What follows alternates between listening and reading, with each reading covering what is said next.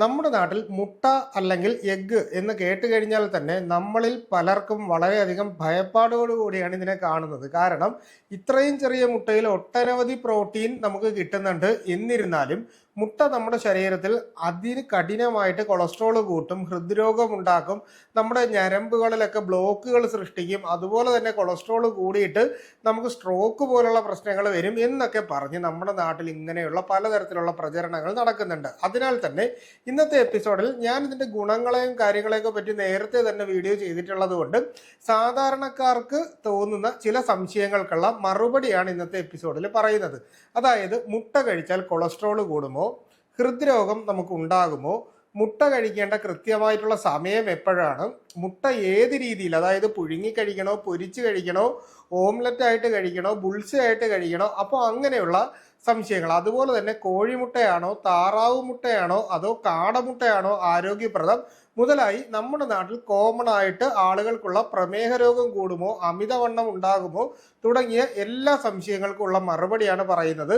Normally നിങ്ങൾക്ക് ഈ കാര്യങ്ങളൊക്കെ അറിയാവുന്ന നല്ല എഡ്യൂക്കേറ്റഡ് ആയിട്ടുള്ള ഒരു ആളാണ് എങ്കിൽ നിങ്ങൾക്ക് ഈ വീഡിയോ സ്കിപ്പ് ചെയ്തിട്ട് മറ്റ് വീഡിയോ കാണാം. സാധാരണക്കാർക്ക് ഇത്തരത്തിലുള്ള സംശയങ്ങൾ ഉണ്ടെങ്കിൽ പൂർണ്ണമായിട്ട് കണ്ട് മനസ്സിലാക്കിക്കോളൂ.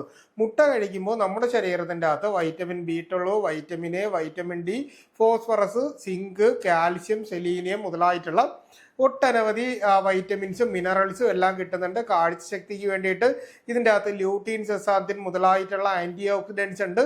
അതുപോലെ തന്നെ നമ്മുടെ ശരീരത്തിൽ ഹെൽത്തി കൊളസ്ട്രോൾ, അതായത് HDL കൂട്ടുന്ന രീതിയിലാണ് മുട്ടയുടെ അകത്ത് കൊഴുപ്പ് വരുന്നത്. ഈ കാര്യങ്ങളൊക്കെ നമുക്ക് എല്ലാവർക്കും അറിയാം. ഇനി നമുക്ക് ഓരോരോ സംശയങ്ങളിലേക്ക് വരാം. മുട്ട കഴിച്ചു കഴിഞ്ഞാൽ കൊളസ്ട്രോൾ കൂടുമോ? മുട്ട കഴിച്ചു കഴിഞ്ഞാൽ സാധാരണ നമ്മുടെ ശരീരത്തിൽ ഇത് ഫാറ്റ് കണ്ടന്റ് ഉള്ളത് കൊണ്ട് തന്നെ ശരീരത്തിൽ കൊളസ്ട്രോൾ കൂടാനുള്ള സാധ്യതയുണ്ട് എന്ന് കരുതി നമ്മൾ വിചാരിക്കുന്നത് പോലെ ദിവസവും ഒരു മുട്ട കഴിച്ചു കഴിഞ്ഞാൽ നമ്മുടെ ശരീരത്തിൽ, അല്ലെ ഒന്നോ രണ്ടോ മുട്ട കഴിച്ചാൽ ശരീരത്തിൻ്റെ അകത്ത് ഒറ്റയടിക്ക് കൊളസ്ട്രോൾ കൂടില്ല എന്നുള്ളതാണ് സത്യം. ഇനി അങ്ങനെ നമ്മൾ ഒന്നോ രണ്ടോ മുട്ടയാണ് കഴിക്കുന്നതെങ്കിൽ നമ്മുടെ ശരീരത്തിൽ കൊളസ്ട്രോൾ കൂടും. പക്ഷേ കൂടുന്നത് HDL അഥവാ നല്ല കൊളസ്ട്രോൾ ആണ് നമ്മുടെ ശരീരത്തിൽ കൂടുന്നത് എന്നാണ് നിങ്ങൾ മനസ്സിലാക്കാനുള്ളത്. ഇനി മുട്ട കഴിച്ചു കഴിഞ്ഞാൽ ഹൃദ്രോഗം ഉണ്ടാകുമോ എന്നൊരു സംശയം എല്ലാവർക്കും ഉണ്ട്. ഞാനൊന്ന് ചോദിച്ചോട്ടെ, നമ്മൾ പെപ്സി കഴിക്കും, കൊക്കക്കോള കഴിക്കും, എണ്ണയിൽ പൊരിച്ചും വറുത്തുമുള്ള ആഹാരങ്ങൾ കഴിക്കും, അതുപോലെ തന്നെ ബേക്കറി ഫുഡ് ഐറ്റംസ് എല്ലാം നമ്മൾ വാങ്ങി കഴിക്കും, മധുരമുള്ള ആഹാരങ്ങളും എണ്ണ അടങ്ങിയ ആഹാരങ്ങളും ഒക്കെ നമ്മൾ കഴിക്കുന്നുണ്ട്. ഈ സമയത്തൊന്നും ഇത് ചിന്തിക്കാതെ ഒന്നോ രണ്ടോ മുട്ട കഴിച്ചു കഴിഞ്ഞാൽ ഉടൻ തന്നെ കൊളസ്ട്രോൾ കൂടുമോ എന്ന്, അല്ലെങ്കിൽ ഹൃദ്രോഗം ഉണ്ടാകുമോ എന്ന് ചിന്തിക്കുന്നതിന് പകരം ഈ പറഞ്ഞ ആഹാരങ്ങളൊക്കെ ഒഴിവാക്കിയിട്ട് വീട്ടിൽ കിട്ടുന്ന നോർമലായിട്ടുള്ള ആഹാരങ്ങളോടൊപ്പം ഒന്നോ രണ്ടോ മുട്ട കഴിച്ചു എന്ന് കരുതി നിങ്ങൾക്ക് ഒരിക്കലും ഹൃദ്രോഗം ഉണ്ടാകാനുള്ള സാധ്യതയില്ല എന്നുള്ളതാണ് ഇതിൻ്റെ കൃത്യമായിട്ടുള്ള മറുപടി. അടുത്തതായിട്ട് പലരും ചോദിക്കും, മുട്ട കഴിച്ചു കഴിഞ്ഞാൽ വണ്ണം കൂടുമോ അല്ലെങ്കിൽ ഡയബറ്റീസ് ഉണ്ടാകുമോ എന്നുള്ള ചോദ്യം. മുട്ട കഴിച്ചു കഴിഞ്ഞാൽ സാധാരണ വണ്ണം കൂടാറില്ല എന്നുള്ളതാണ് സത്യം.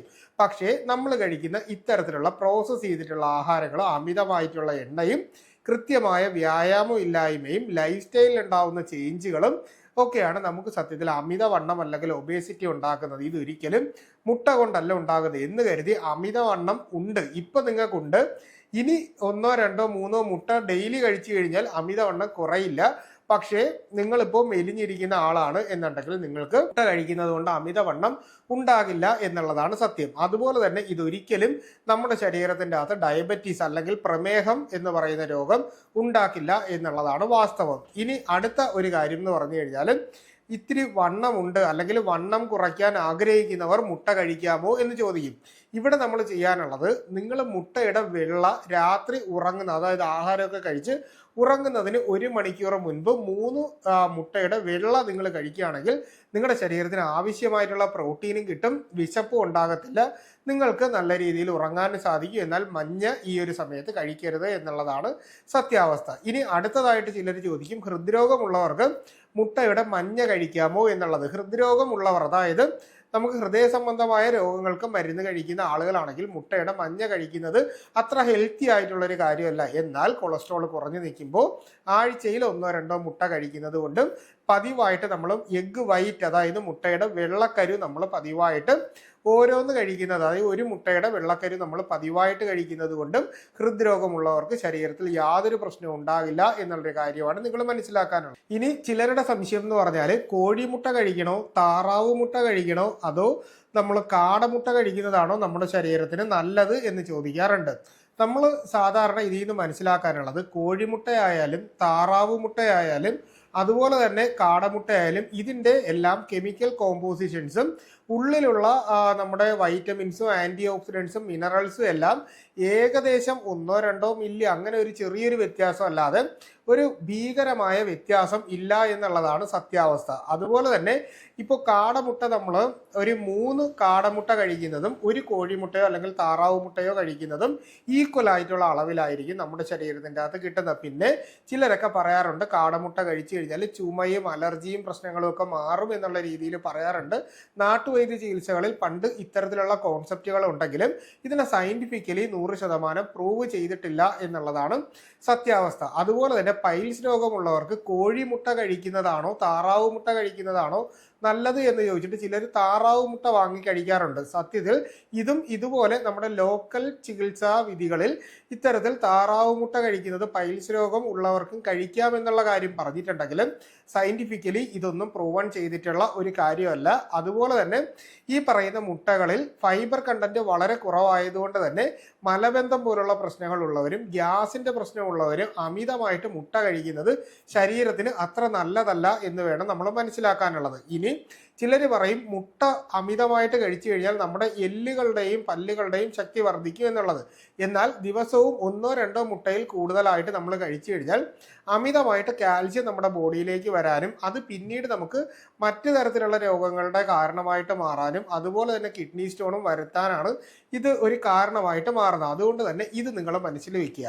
അതുപോലെ തന്നെ ഇനി നമ്മളൊരു ബോഡി ബിൽഡ് ചെയ്യുന്ന ആളാണെങ്കിൽ എപ്പോൾ മുട്ട കഴിക്കണം, അതായത് ഇനി മുട്ടയുടെ എപ്പോൾ കഴിക്കണം, എങ്ങനെ കഴിക്കണം എന്നുള്ള കാര്യത്തിലേക്ക് വരാം. നിങ്ങൾ അത്യാവശ്യം ബോഡി ബിൽഡ് ചെയ്യാനായിട്ട് ആഗ്രഹിക്കുന്ന, നന്നായിട്ട് വ്യായാമം ചെയ്യുന്ന ഒരാളാണ് എന്നുണ്ടെങ്കിൽ, അതായത് ജിമ്മിലൊക്കെ പോകുന്ന ആളാണെങ്കിൽ ജിമ്മിൽ നിന്ന് വന്നതിന് ശേഷം അരമണിക്കൂർ കഴിഞ്ഞതിന് ശേഷം നമുക്ക് 2-3 പുഴുങ്ങിയ താറാവ് മുട്ട കഴിക്കുന്നത് എപ്പോഴും നല്ലതാണ്. ഇനി ഒരു സാധാരണക്കാരനെ സംബന്ധിച്ച് മുട്ട എപ്പോൾ കഴിക്കണം, അതായത് ഇപ്പോൾ നോർമലി അമിതമായിട്ട് വർക്കൗട്ട് ഒന്നും ചെയ്യാതെ ഇപ്പം ഞാനാണെങ്കിൽ ഒരു ഹോസ്പിറ്റലിൽ ഇരിക്കുകയാണ്, അപ്പോൾ എന്നെ പോലെ ഉള്ള അത്യാവശ്യം അരമണിക്കൂറൊക്കെ വ്യായാമം ചെയ്യുന്ന, എന്നാൽ ഒരു സ്ഥലത്ത് ഇരുന്ന് വർക്ക് ചെയ്യുന്ന അല്ലെങ്കിൽ വീട്ടമ്മമാരായിട്ടുള്ളവരൊക്കെ എപ്പോൾ കഴിക്കണം എന്ന് ചോദിച്ചാൽ രാവിലെ പ്രഭാത ഭക്ഷണത്തോടൊപ്പം 1-2 മുട്ട കഴിക്കുന്നത് നല്ലതാണ്. ഞാൻ മുട്ട വളരെയേറെ ഇഷ്ടപ്പെടുന്ന ഒരാളാണ്. പക്ഷേ ഞാൻ എല്ലാ ദിവസവും ഒരു മുട്ട അല്ലെങ്കിൽ ചില ദിവസങ്ങളിൽ മുട്ട കഴിക്കുന്നത് സ്കിപ്പ് ചെയ്തിട്ടാണ് ഞാൻ കഴിക്കുന്നത്. 1-ൽ കൂടുതൽ മുട്ട ഞാൻ പൊതുവേ കഴിക്കാറില്ല. എന്നാൽ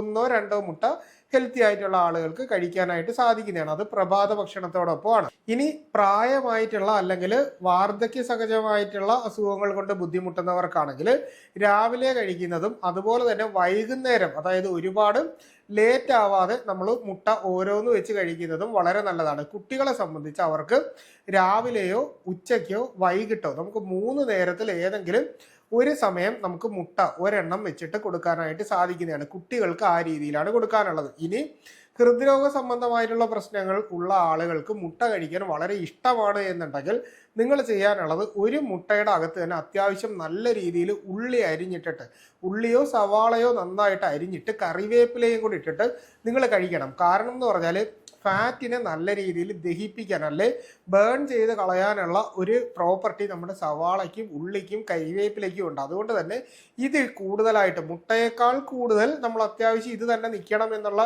ഒരു രീതി ഉണ്ടല്ലോ. അപ്പോൾ അത്യാവശ്യം നല്ല ക്വാണ്ടിറ്റി ഇട്ടിട്ട് നമ്മൾ കഴിക്കുകയാണെന്നുണ്ടെങ്കിൽ നമുക്ക് ഹൃദയ സംബന്ധമായിട്ടുള്ള പ്രശ്നങ്ങൾ ഉണ്ടാകത്തുമില്ല. എന്നാൽ നമ്മുടെ ശരീരത്തിൻ്റെ അകത്തുള്ള മറ്റ് ഫാറ്റ് കണ്ടന്റുകൾ നന്നായിട്ട് ദഹിച്ചു പോകുന്നതിന് വേണ്ടിയിട്ടും ഒരു ഫാറ്റ് ബേണിംഗ് എന്നുള്ള നിലയിൽ നമുക്കിത് ഉപയോഗിക്കാനായിട്ട് സാധിക്കുന്നതാണ്. ഇനി ചിലരുടെ സംശയം എന്ന് പറഞ്ഞു കഴിഞ്ഞാൽ നമ്മളിപ്പോൾ ഹാഫ് ബോയിലായിട്ട് മുട്ട കഴിക്കും, അതുപോലെ തന്നെ നമ്മൾ ബുൾസ് ആയിട്ട് നമ്മൾ മുട്ട കഴിക്കാറുണ്ട്. അതായത് 2 സൈഡും വേവാതെ കഴിക്കും. ഇങ്ങനെ കഴിക്കുന്നതാണോ നമ്മൾ പുഴുങ്ങിയിട്ട് കഴിക്കുന്നതാണോ അതോ നമ്മൾ പൊരിച്ച് കഴിക്കുന്നതാണോ നല്ലത് എന്ന് ചോദിക്കും. തീർച്ചയായിട്ടും പുഴുങ്ങിയ മുട്ട കഴിക്കുന്നതാണ് ഏറ്റവും ഗുണപ്രദം.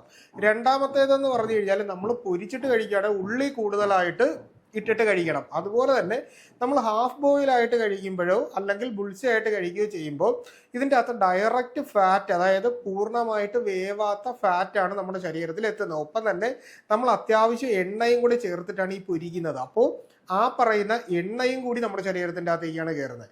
അപ്പോൾ ഇവിടെ നമുക്ക് സംഭവിക്കുന്നതെന്ന് പറഞ്ഞാൽ നല്ല രീതിയിൽ നമ്മുടെ കൊളസ്ട്രോൾ കൂടാനുള്ള സാധ്യത ശരീരത്തിൽ വർദ്ധിപ്പിക്കുക. അപ്പോൾ ഇത്രയും സംശയങ്ങൾ ഏകദേശം ക്ലിയർ ആയി കാണും എന്ന് ഞാൻ വിശ്വസിക്കുകയാണ്. നിങ്ങൾക്ക് ഇത്തരത്തിൽ ഇനിയും അറിയാനായിട്ട് എന്തെങ്കിലും സംശയങ്ങൾ ബാക്കിയുണ്ടെങ്കിൽ അത് കമൻ്റായിട്ടോ നമ്മുടെ വാട്സാപ്പിൻ്റെ നമ്പറിലോ ചോദിക്കൂ. കൃത്യമായിട്ടുള്ള റിപ്ലൈ നിങ്ങൾക്ക് കിട്ടുന്നതായിരിക്കും. അപ്പോൾ ഇത്തരത്തിലുള്ള പുതിയ പുതിയ അറിവുകളായിട്ട് നമുക്ക് മറ്റൊരവസരത്തിൽ വീണ്ടും കാണാം.